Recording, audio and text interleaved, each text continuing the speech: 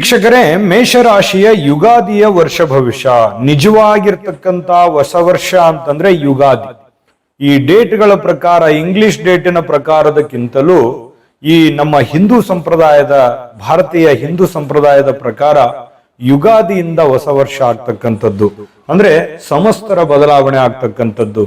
ವಿಶ್ವಾವಸು ನಾಮ ಸಂವತ್ಸರ ಪ್ರಾರಂಭ ಆಗ್ತಕ್ಕಂಥದ್ದು. ಕ್ರೋಧಿ ನಾಮ ಸಂವತ್ಸರ ದಾಟಿ ವಿಶ್ವಾವಸು ನಾಮ ಸಂವತ್ಸರ ಆರಂಭ ಆಗ್ತಕ್ಕಂಥದ್ರಿಂದ ಮುಂದಿನ ಈ ಯುಗಾದಿಯಿಂದ ಬರುವ ಯುಗಾದಿವರೆಗಿನ ಒಂದು ವರ್ಷದ ಪರಿಪೂರ್ಣವಾಗಿರತಕ್ಕಂತ ಫಲ ಯಾವ ಪ್ರಕಾರದಲ್ಲಿ ಇರುತ್ತೆ ಅನ್ನುವಂತಹ ವಿಸ್ತೃತವಾಗಿರತಕ್ಕಂತ ವಿಷಯವನ್ನ ಈ ವಿಡಿಯೋದಲ್ಲಿ ತಾವು ತಿಳಿದುಕೊಳ್ತಾ ಇರತಕ್ಕಂಥದ್ದು.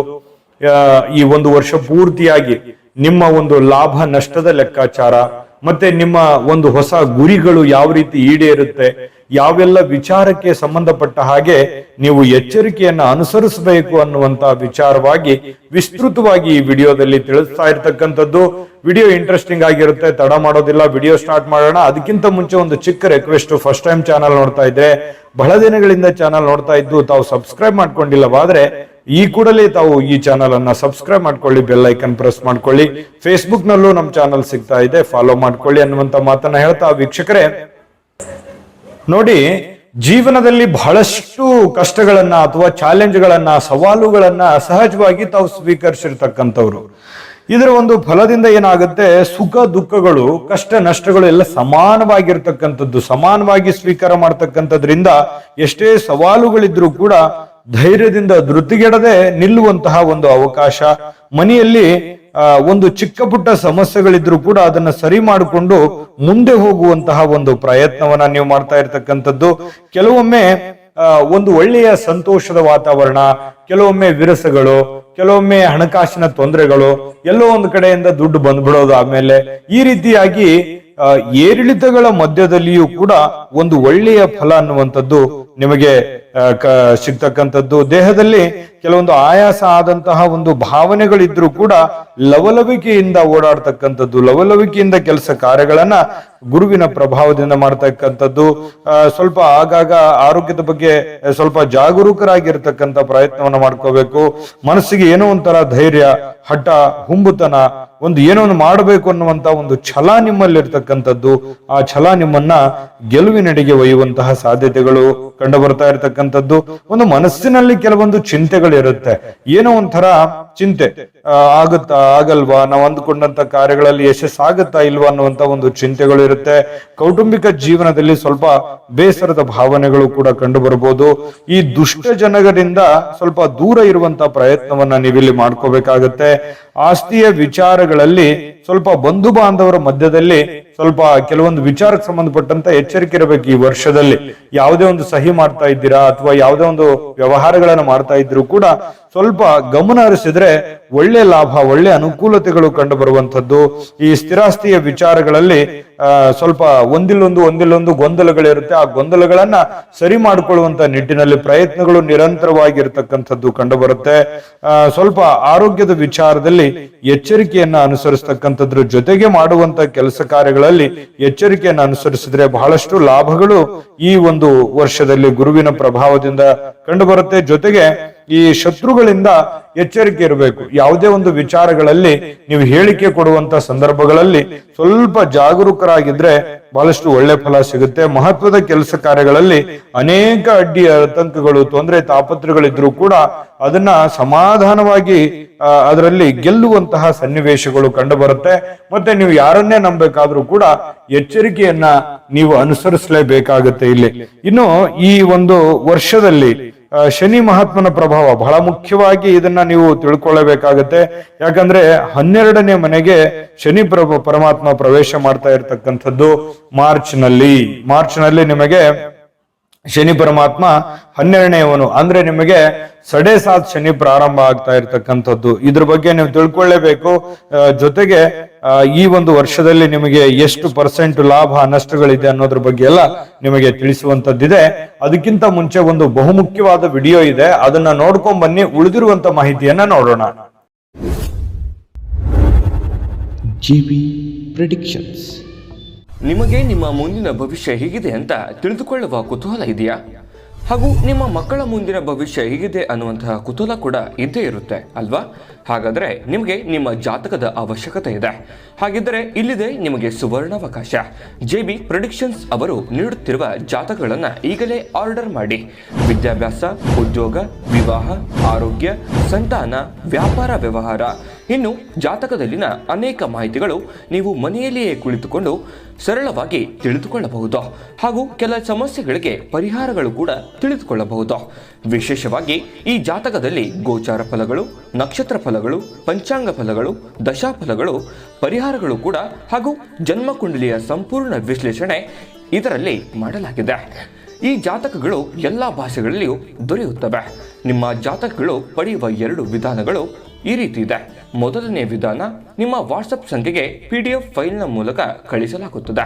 ನೀವು ಇದನ್ನ ಮೊಬೈಲ್ನಲ್ಲಿಯೇ ಉಪಯೋಗಿಸಬಹುದು. ಇದನ್ನ ಪ್ರಿಂಟ್ ಕೂಡ ಹಾಕಿಸಿಕೊಳ್ಳಬಹುದು. ಇದರ ಬೆಲೆ 1100 ರೂಪಾಯಿ ಇರುವಂತಹ ಈ ಜಾತಕ ಕೇವಲ 499 ರೂಪಾಯಿಗೆ ಸಿಗ್ತಾ ಇದೆ. ಪ್ರತಿಯೊಂದು ಜಾತಕ 60 ರಿಂದ 80 ಪುಟಗಳು ಒಳಗೊಂಡಿರುತ್ತವೆ. ಆರ್ಡರ್ ಮಾಡುವ ವಿಧಾನ 8197533688. ಈ ವಾಟ್ಸಪ್ ಸಂಖ್ಯೆಗೆ ನಿಮ್ಮ ಹೆಸರು, ಜನ್ಮ ದಿನಾಂಕ, ಹುಟ್ಟಿದ ಸಮಯ, ಹುಟ್ಟಿದ ಜಿಲ್ಲೆ ಈ ಎಲ್ಲ ಮಾಹಿತಿ ವಾಟ್ಸಪ್ ಮಾಡಿ ನಿಮ್ಮ ಭವಿಷ್ಯದ ಕನ್ನಡಿಯನ್ನ ಪಡೆದುಕೊಳ್ಳಿ. ನೋಡಿದ್ರಲ್ಲ ವೀಕ್ಷಕರ, ಇದು ಅಂತಿಂತ ಜಾತಕ ಅಲ್ಲ ಇದು. ಯಾಕಂದ್ರೆ ಹಿಂದಕ್ಕೆ ಹಿರಿಯರು ಮಗು ಹುಟ್ಟಿದ ತಕ್ಷಣ ಮಗುವಿನ ಜಾತಕ ಬರೆಸ್ತಿದ್ರು. ಯಾಕೆ ಬರೆಸ್ತಿದ್ರು? ಅದ್ರ ಬಗ್ಗೆ ಅಪಾರವಾಗಿ ಅವರಿಗೆ ಗೊತ್ತಿತ್ತು, ತಿಳಿದಿತ್ತು, ಅದ್ರ ಮಹತ್ವ ಗೊತ್ತಿತ್ತು. ಈಗ ಯಾರಿಗೂ ಸಮಯನೂ ಇಲ್ಲ, ಅದ್ರ ಬಗ್ಗೆ ಗೊತ್ತೂ ಇಲ್ಲ. ಅದಕ್ಕಾಗಿ JB ಪ್ರೆಡಿಕ್ಷನ್ಸ್ ಅವರು ನೀವು ಕುಳಿತಲ್ಲೇ ಆರ್ಡರ್ ಮಾಡ್ಕೊಂಡು ತರಿಸ್ಕೊಳ್ಳೋದಕ್ಕೆ ಒಂದು ಒಳ್ಳೆ ಅವಕಾಶವನ್ನ ಮಾಡಿಕೊಟ್ಟಿದ್ದಾರೆ. ಈಗಲೇ ನಂಬಿಕೆ ವಿಶ್ವಾಸದಿಂದ ಆರ್ಡರ್ ಮಾಡ್ಕೊಂಡು ತರಿಸ್ಕೊಳ್ಳಿ ಅನ್ನುವಂತ ಮಾತನ್ನ ಹೇಳ್ತಾ ನೋಡಿ, ಶನಿ ಪರಮಾತ್ಮ ಮಾರ್ಚ್ ತಿಂಗಳಲ್ಲಿ ಕುಂಭ ರಾಶಿಯಿಂದ ಮೀನ ರಾಶಿಗೆ ಪ್ರವೇಶ ಮಾಡ್ತಾ ಇರ್ತಕ್ಕಂಥದ್ದು.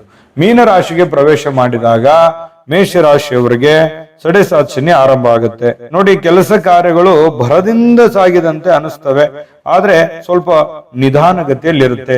ನೀವು ಅಂದುಕೊಂಡಂತ ಫಲ ಸಿಕ್ಕಿರಲ್ಲ. ಸ್ವಲ್ಪ ಕೆಲವೊಂದು ಪ್ರಾರಂಭದಲ್ಲಿ ಅತಿ ವೇಗವಾಗಿ ಹೋಗಿ ಸಡನ್ ಆಗಿ ಸ್ಟಾಪ್ ಆಗುವಂತ ಸಾಧ್ಯತೆಗಳಿರುತ್ತೆ. ಹಾಗಾಗಿ ನೀವು ಏನೇ ಒಂದು ಯೋಜನೆಯನ್ನ ರೂಪಿಸಿದ್ರು ಕೂಡ ಭವಿಷ್ಯದ ದೃಷ್ಟಿಯಿಂದ ದೂರದೃಷ್ಟಿಯನ್ನ ಯೋಚನೆ ರೂಪಿಸ್ಕೊಂಡು ನೀವು ಕೆಲಸ ಮಾಡಬೇಕು. ಏನು ಸಡೆಸಾತ್ ಶನಿ ಪ್ರಾರಂಭ ಆದ ತಕ್ಷಣ ಏನೋ ಒಂದು ದೊಡ್ಡ ಸಮಸ್ಯೆ ಆಗ್ಬಿಡುತ್ತೆ, ತೊಂದರೆ ಆಗ್ಬಿಡುತ್ತೆ, ಗೊಂದಲ ಆಗ್ಬಿಡುತ್ತೆ ಅಂತ ಅಲ್ಲ. ಅದನ್ನ ನೀವು ತಲೆಯಿಂದ ತೆಗೆದುಹಾಕಿ ಖಂಡಿತ ನೀವು ಕೆಲವೊಂದು ಎಚ್ಚರಿಕೆಯನ್ನ ವಹಿಸಿದ್ರೆ, ಕೆಲವೊಂದು ಪರಿಹಾರಗಳ ಬಗ್ಗೆ ನೀವು ಗಮನ ಹರಿಸಿದ್ರೆ ಒಳ್ಳೆ ಫಲಗಳನ್ನ ಕೊಡ್ತಕ್ಕಂಥದ್ದು. ಇದನ್ನ ನಿಮ್ಮ ಗಮನದಲ್ಲಿ ಇರಬೇಕಾಗತ್ತೆ. ಜೊತೆಗೆ ಕೆಲವೊಂದು ಎಚ್ಚರಿಕೆಗಳನ್ನು ಕೂಡ ನೀವು ಇಲ್ಲಿ ಅನುಸರಿಸಬೇಕಾಗತ್ತೆ.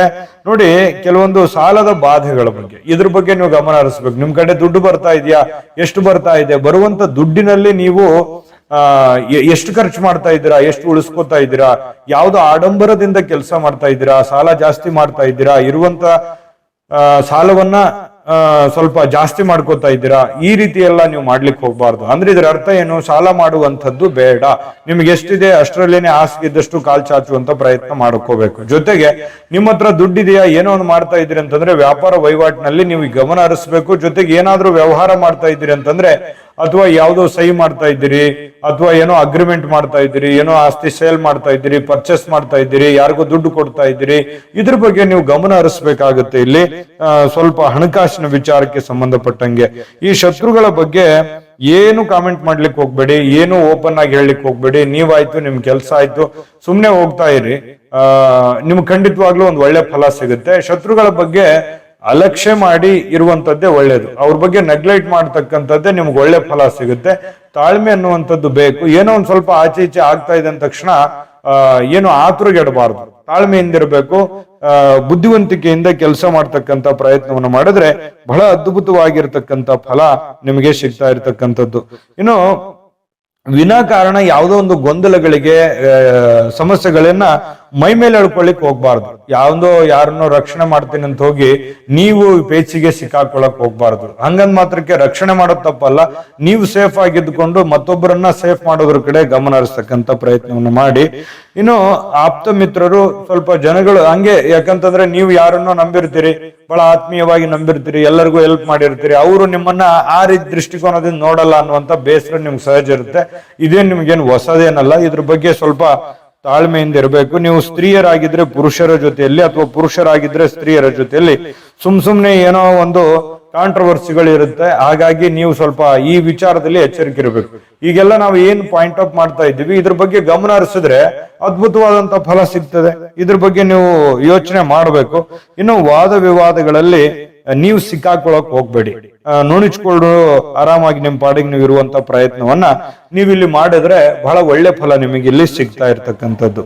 ಇನ್ನು ಈ ಒಂದು ವರ್ಷದಲ್ಲಿ ಈ ಸರ್ಕಾರಿ ಅಥವಾ ಅರೆ ಸರ್ಕಾರಿಯಲ್ಲಿ ಕೆಲಸ ಮಾಡ್ತಕ್ಕಂಥವ್ರು ಸ್ವಲ್ಪ ಈ ಮೇಲಧಿಕಾರಿಗಳಿಂದ ಕಿರಿಕಿರಿ ತೊಂದರೆಗಳು ವಿನಾಕಾರಣ ಇರ್ತವೆ.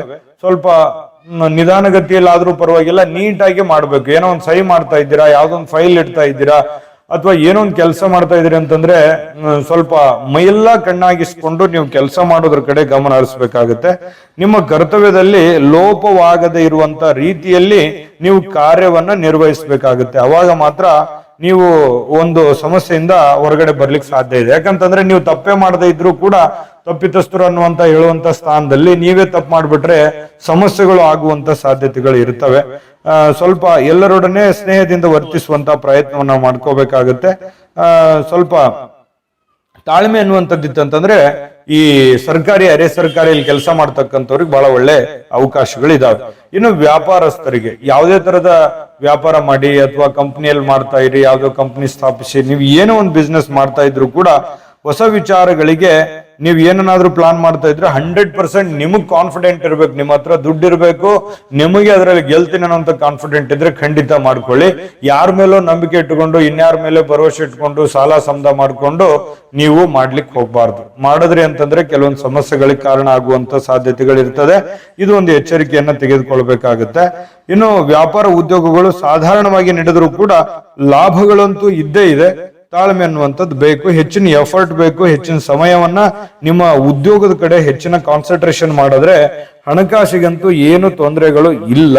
ಆದ್ರೆ ಹಣಕಾಸಿಗೆ ಸಂಬಂಧಪಟ್ಟಂತ ಎಚ್ಚರಿಕೆ ಕಡ್ಡಾಯವಾಗಿ ನೀವು ಈ ವರ್ಷದಲ್ಲಿ ಅನುಸರಿಸಿದ್ರೆ ಬಹಳ ಒಳ್ಳೆ ಫಲ ಸಿಗುತ್ತೆ ಅನ್ನುವಂಥದ್ದಂತೂ ಸ್ಪಷ್ಟವಾಗಿದೆ. ಇನ್ನು ವಿಶೇಷವಾಗಿ ವಿದ್ಯಾರ್ಥಿಗಳಿಗೆ ನೋಡಿ, ನೀವು ಏನ್ ಕಷ್ಟಪಟ್ಟು ಅಭ್ಯಾಸ ಮಾಡ್ತೀರಾ ಆ ತರದ ಒಂದು ಯಶಸ್ಸು ನಿಮ್ಗೆ ಸಿಗುವಂಥದ್ದು. ವಿದ್ಯಾರ್ಥಿಗಳಿಗಂತೂ ಒಳ್ಳೆ ಫಲ ಅಂತೂ ಇದ್ದೇ ಇದೆ. ಸ್ವಲ್ಪ ಉದ್ಯೋಗದ ಬಗ್ಗೆ ಹೆಚ್ಚಿನ ಗಮನ ಹರಿಸ್ತಕ್ಕಂಥದ್ದು, ಅಂದ್ರೆ ವಿದ್ಯಾರ್ಥಿಗಳು ವಿದ್ಯೆಯನ್ನ ಪೂರ್ಣಗೊಳಿಸಿ ಏನೋ ಒಂದು ಕೆಲಸವನ್ನ ಹುಡುಕುವಂತ ಪ್ರಯತ್ನಗಳು ಇರ್ತವೆ. ಜೊತೆಗೆ ಓದಿನ ಮೇಲೆ ಇಂಟ್ರೆಸ್ಟ್ ಇದ್ರೂ ಕೂಡ ಸ್ವಲ್ಪ ಏನಾಗುತ್ತೆ, ನೆನಪಿನ ಶಕ್ತಿ ಕೊರತೆ ಕಾಣಬಹುದು. ಆದ್ರೂ ಸ್ವಲ್ಪ ತಾಳ್ಮೆಯಿಂದ ನೀವು ಸ್ವಲ್ಪ ಮನಸ್ಸು ಕೊಟ್ಟು ಓದಿದ್ದೆ ಆದ್ರೆ ತುಂಬಾ ಚೆನ್ನಾಗಿ ರಿಸಲ್ಟ್ ತೆಗಿಬಹುದು ಅನ್ನುವಂಥದ್ದು. ಒಳ್ಳೆ ಸ್ಥಾನಮಾನಗಳನ್ನು ಕೂಡ ಪಡೆಯುವಂತ ಸಾಧ್ಯತೆಗಳಿದೆ. ದುಷ್ಟ ಗೆಳೆಯರಿಂದ ನೀವು ಸ್ವಲ್ಪ ದೂರ ಇದ್ರೆ ಒಳ್ಳೆ ಸಾಧನೆ ಮಾಡ್ಲಿಕ್ಕೆ ಅವಕಾಶಗಳು ವಿದ್ಯಾರ್ಥಿಗಳಿಗೆ ತುಂಬಾ ಚೆನ್ನಾಗಿದೆ. ಇನ್ನು ವಿಶೇಷವಾಗಿ ಕೃಷಿಕರಿಗೆ ಮತ್ತೆ ವಿಶೇಷವಾಗಿರ್ತಕ್ಕಂಥ ಕೆಲಸ ಕಾರ್ಯಗಳನ್ನು ಮಾಡ್ತಾ ಇರ್ತಕ್ಕಂಥವ್ರು ನೋಡಿ, ಈ ಮೊದಲೇ ಸ್ವಲ್ಪ ಪರಿಶ್ರಮ ಏನಾದ್ರೂ ಪಟ್ರೆ ಖಂಡಿತವಾಗ್ಲೂ ನೀವು ಏನ್ ದುಡ್ದಿರ್ತೀರ ದುಡ್ದಿದ್ದಕ್ಕೆ ತಕ್ಕ ಫಲ ಅಂತೂ ನಿಮ್ಗೆ ಸಿಗುತ್ತೆ. ಹಣದ ಒಂದು ಒಳಹರಿವು ಕೂಡ ತುಂಬಾ ಚೆನ್ನಾಗಿದೆ. ಆದ್ರೆ ಬಂದಿರುವಂತ ದುಡ್ಡನ್ನ ಉಳಿಸ್ಕೊಂಡು ಹೋಗುವಂತ ಪ್ರಯತ್ನವನ್ನು ಮಾಡ್ಕೋಬೇಕು. ಅನವಶ್ಯಕವಾಗಿ ಖರ್ಚು ಮಾಡಿದ್ರೆ ಸ್ವಲ್ಪ ತಾಪತ್ರಯಕ್ಕೆ ಸಿಕ್ಕಾಕೊಳ್ಳುವಂತ ಸಾಧ್ಯತೆಗಳು ಕಂಡು ಬರ್ತಾ ಇರತಕ್ಕಂಥದ್ದು. ಜೊತೆಗೆ ಈ ಒಂದು ಈ ಒಂದು ವರ್ಷದಲ್ಲಿ ನಿಮಗೆ ಕೆಲವೊಂದು ಘಾತವಾದಂತಹ ತಿಥಿಗಳು, ಮಾಸಗಳು, ವಾರಗಳ ಬಗ್ಗೆ ಹೇಳೋಣ.